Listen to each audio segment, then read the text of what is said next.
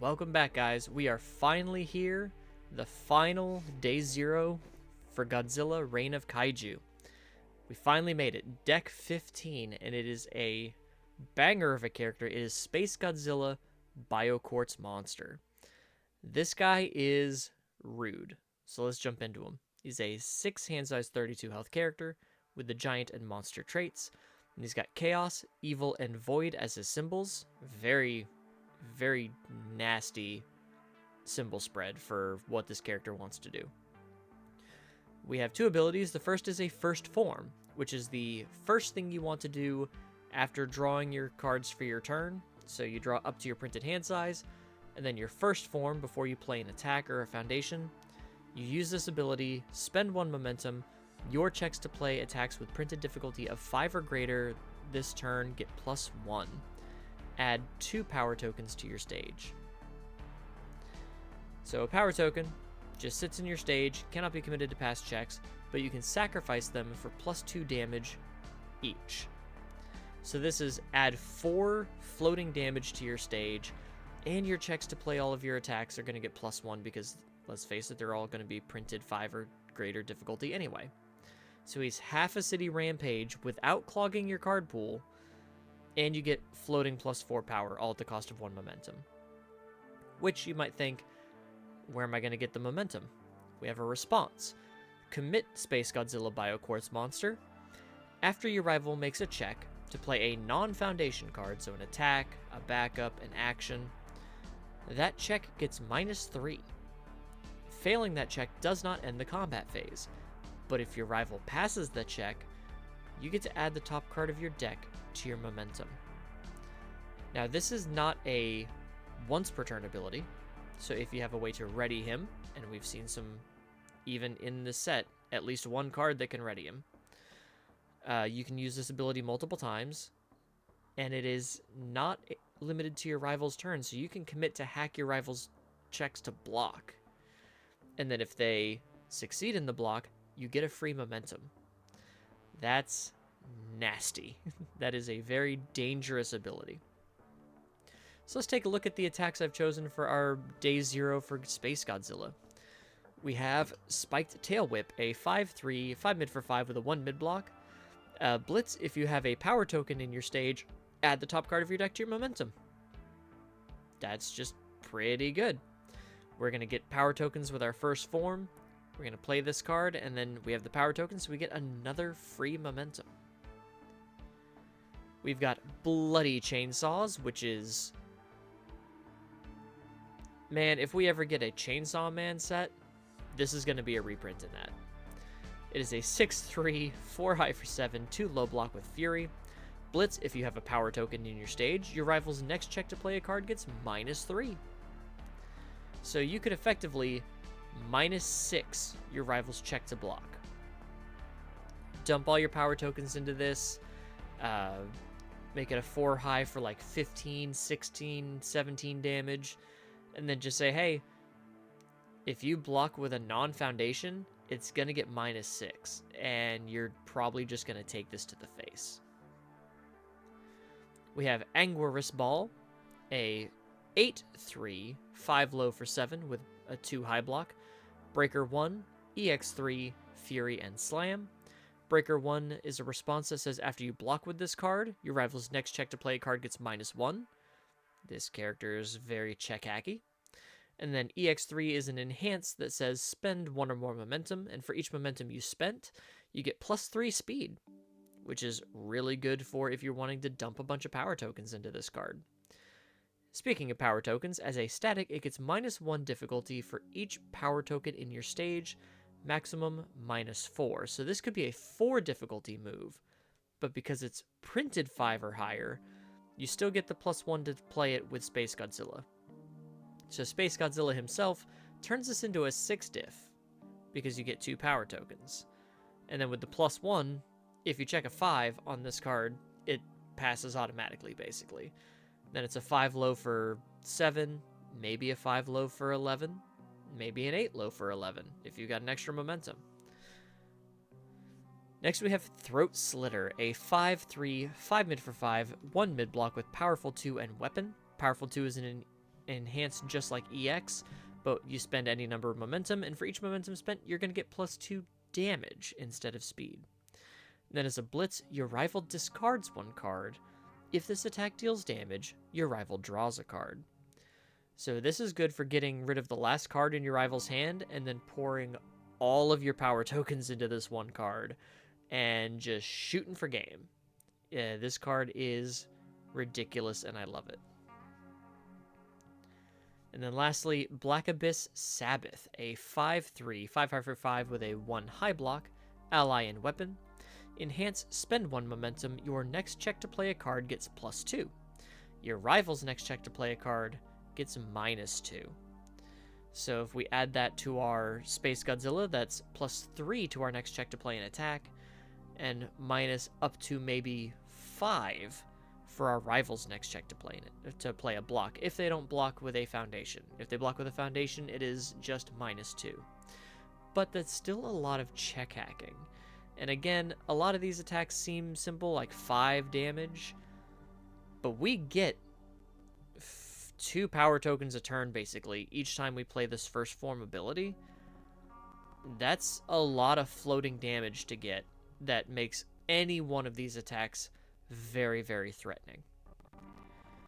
For assets, we have Cape of No Return, a 3/4, 3 high block, enhance remove this attack from the game. So we can commit Space Godzilla, give our rivals a check to play an attack -3. They pass it, we get a momentum, and then we delete their attack anyway. Like I said, this guy's not nice. I didn't choose any actions or backups for this deck, so let's go straight into our foundation base with the power of Space Godzilla. This is a 2/5, 2 low block with response, sacrifice, and sacrifice 2 power tokens. After your rival makes a check, that check gets -4. This did get a day 1 errata to say that failing this check will not end the combat phase, which is much needed. But as an abort button of saying, hey, I don't want you to play that attack, or hey, this attack is coming in for your life total, and I have extra power tokens, so I'm going to make sure you can't block that. Just giving a check -4. And again, this can stack with Space Godzilla, so you can give it a check -7.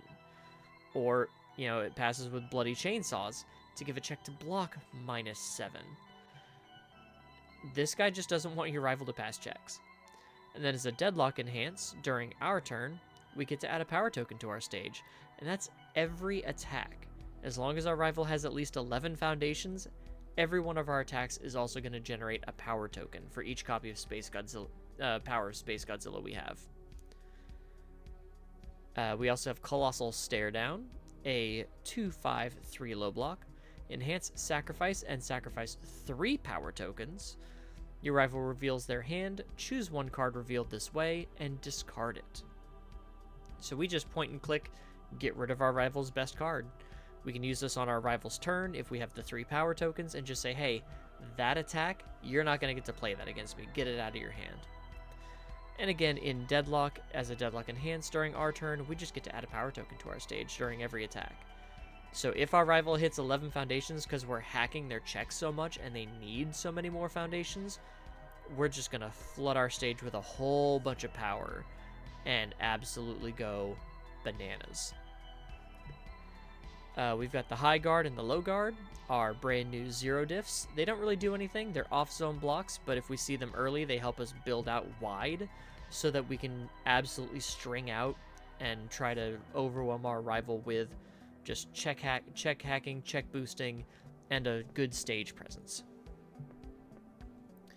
We have Dangerous Rival, a 1/5, 3 mid block, enhance, flip, sacrifice 1 power token, add the top card of our deck to our momentum. So during our rival's turn, we can get, if we have a power token, we can sack it, get a momentum, and then use our first form to get 2 more power tokens, and +1 to our check. So it's really cool because we can get the momentum from Space Godzilla himself, get some extra momentum here, and get a couple other just free momentum cards, and we are just off to the races. We have Drawing Power, a 2/5/2 mid-block. Enhance flip, draw 1 card. We may also sacrifice 2 power tokens, and if we do, we get to draw 2 cards instead. So if we're not needing all that power, but we do need to dig for a few more attacks, we can just dig in and try to get 2 more, draw 2 more cards and try to get another attack. If maybe the power tokens can't get us there, but maybe like drawing into a Throat Slitter or a late string Angerous Ball can, yeah, it's definitely good. Like if our rivals dropped our speed down to like 1 or 2 and we're like, okay, we need another attack. We don't want to waste our power tokens on an attack that's just going to get blocked. Let's instead use them to try to draw more gas and just keep going. We've got Godzilla versus Space Godzilla, a 3/5/3 mid-block. Enhance commit during our rival's turn. Our rival's next check gets -2. Failing the check won't end the combat phase. And during our turn, we can commit it. Our next check gets +2.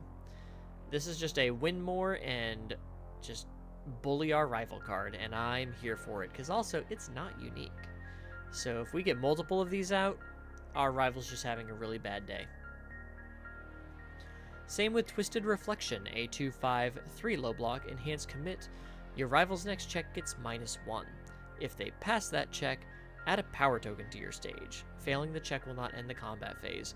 We're just all about forcing them to fail checks, and because if they pass them, we're going to get momentum, we're going to get power tokens, we're going to get all sorts of stuff.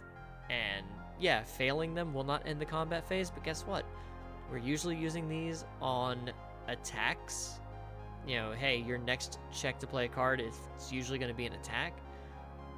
Sure, I'll not deal with that attack and maybe not get a power token. That's fine. I didn't have to deal with that attack. We've got Unyielding Force, a 5/5/2 high block. Response at the start of your combat phase, add 1 power token to your stage. If your rival has 10 or more foundations, add 2 power tokens instead. Hey, you know how we get a first form that gives us 2 power tokens? Well, if our rival has 10 foundations, each copy of Unyielding Force also gets us 2 power tokens. So this just says, go ham, guys. Just build up all that power and dunk. And then we commit it to give our next check +2. And that can be used during either turn, so we can use it defensively as well. We've got Juggling Groceries, a 1/5/3 high block. Enhance commit. This attack gets -2 speed, but if our rival has more foundations than us, it gets -3 speed instead. So if they are outbuilding us because of all of our check hacking, we can just give a little extra speed hate wherever we need it. We have Moment of Normalcy, a 2/5/3 high block with unique. Enhance commit. Return this attack to its printed speed or damage.